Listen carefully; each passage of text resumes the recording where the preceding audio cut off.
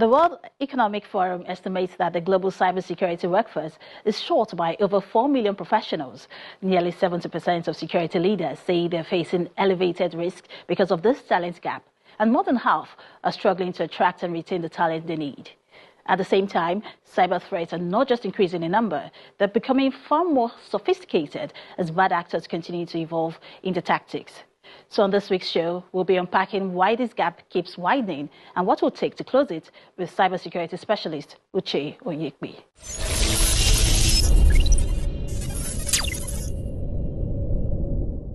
Uche, let's start with the big picture here. Why is the cybersecurity talent gap still growing? Even after years of, sounding the alarm, what exactly is the reason for this persistent shortage? Well, I think it's an issue of demand and supply, really.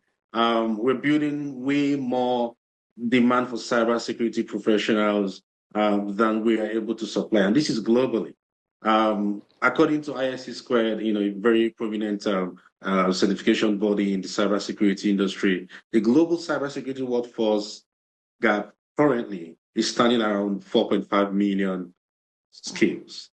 And this is globally. Now, if you bring it down to Africa, we're looking at about 500,000. And it's not just a number, really. I think it's a vulnerability, it's an economic vulnerability, right? Now, there's a huge disconnect, and that's the fact that the threats we are dealing with today are way more complicated. They are way more, critical than the demands, the defenses that we have available, right? So what we're doing really in the industry is that we're playing catch up. Right, the cybersecurity industry, the cyber world, the crime world, it's a multi-billion-dollar industry, and really what we are doing in the defense industry is playing catch up, and that's why we have lots of security events going on every day. We have attacks, we have zero-day vulnerabilities popping up every now and then. I think we can look at it from that angle of demand and supply and say, hey.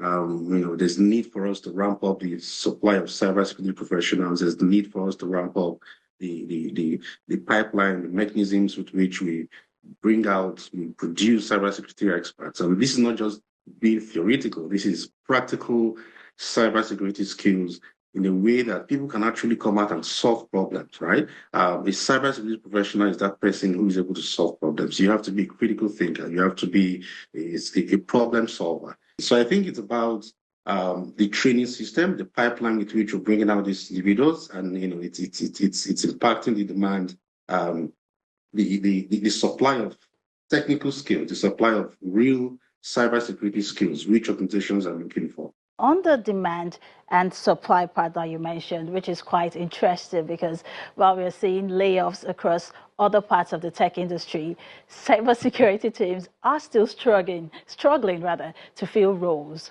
Now, how do we explain that mismatch?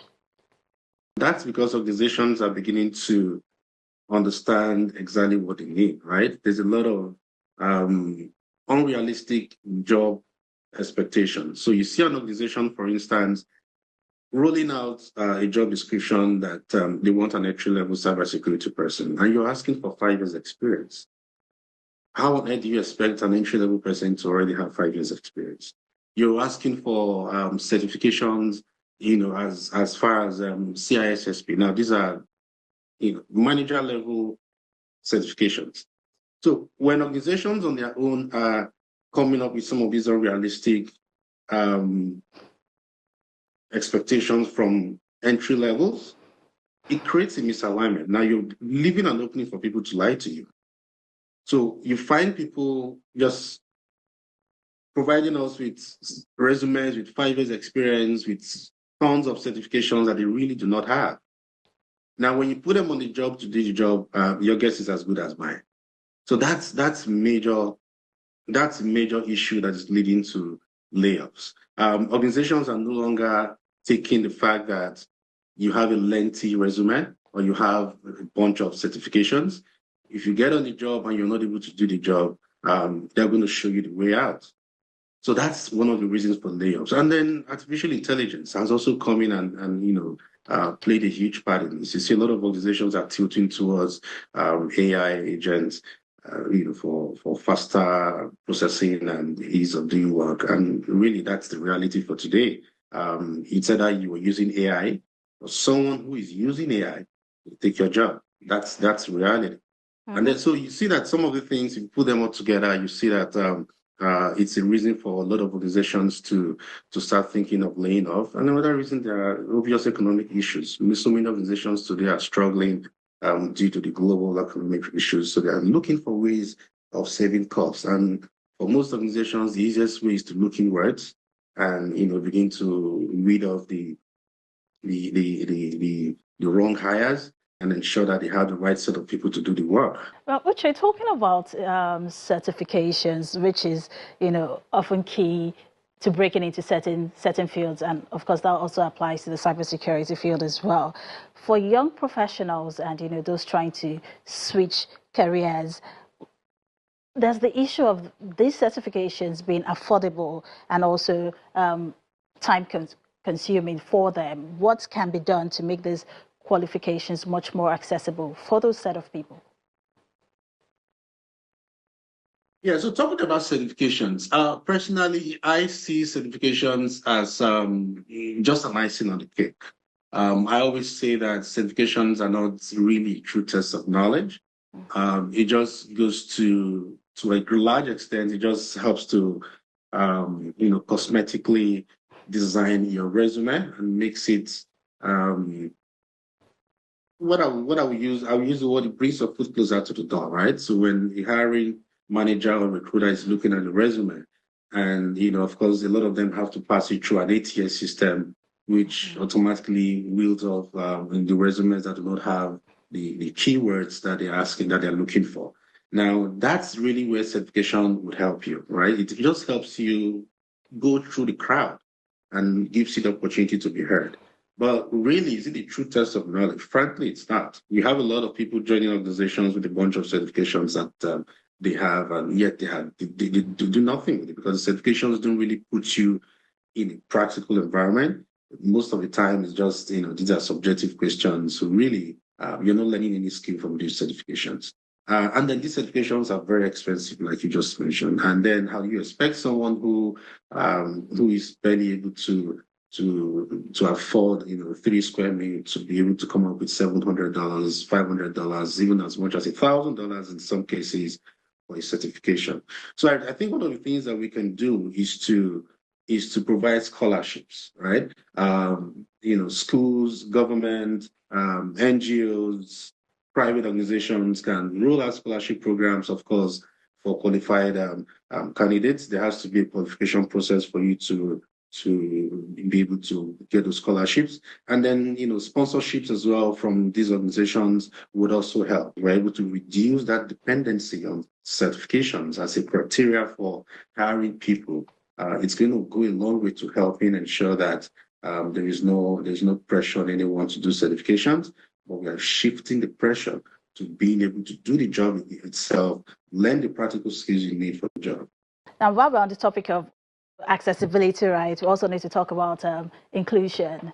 How do we open the doors wider, engaging more women, people from underrepresented communities and others who are often overlooked, to help build a more diverse cybersecurity workforce?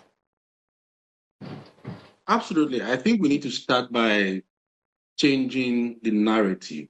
There's a lot of myths out there about how cybersecurity is only for those people with technical backgrounds, how it is too complex, it's too difficult, it's too masculine, it's only for people with computer science degrees. And I'll tell you the truth. I for one, I had an experience way back in 2007, 2006. Despite having multiple certifications, I tried to get into the IT department of the bank at that time, right? But I was refused because I did not have a degree in computer science. That was the only reason I was given by my HR. So, I think it's something that we need to look at from the perspective of, policy reforms, because we need people to be able to get into jobs after learning these skills.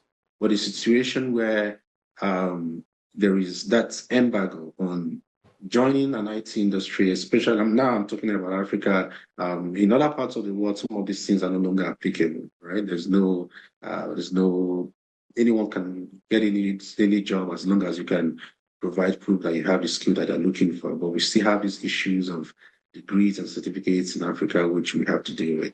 So I think we need to start working on that narrative, and we need to start talking to people directly. We need to come up with awareness programs from the grassroots, really. And I'm talking about going all the way down to secondary schools to begin to sensitize them, provide some, security awareness education to them so that they begin to see cybersecurity as a profession that they would look forward to. They begin to understand what is involved in cybersecurity from a very early age. And this also applies to every other tech skill. And then, we can also talk about, some focused programs for women. I think there are a few of them already existing, which I know about. There are some great ladies coming up with programs, specifically for women, which I think is a really good call. It's going to help women understand the role they have to play. Across the world, it is a massive underrepresentation of women in the tech industry, especially in cybersecurity. I think we're looking at about less than 25%. And really, that's what we are trying to achieve with Curate HQ, an organization I co-founded with my partner, Gilbert Igwe, an AI data scientist, to train Nigerians and sub-Saharan English-speaking Africans with different tech skills, starting ranging from cybersecurity, DevOps, UI, UX, data analytics. And we are doing this affordably. Now, this is because we have seen the way tech is being trained, tech is being learned in general, and we've seen that there's a lot of improvements that we can make to it. Because we understand that an average Nigerian has no experience in learning tech. So we've created a curriculum that is crafted to take you from a zero level, from a beginner level, all the way to an advanced level. Thank you so much, Uche Onyekpe, cybersecurity specialist, for joining us on Tech Trends. It was such an insightful conversation with you. Thank you very much for having me.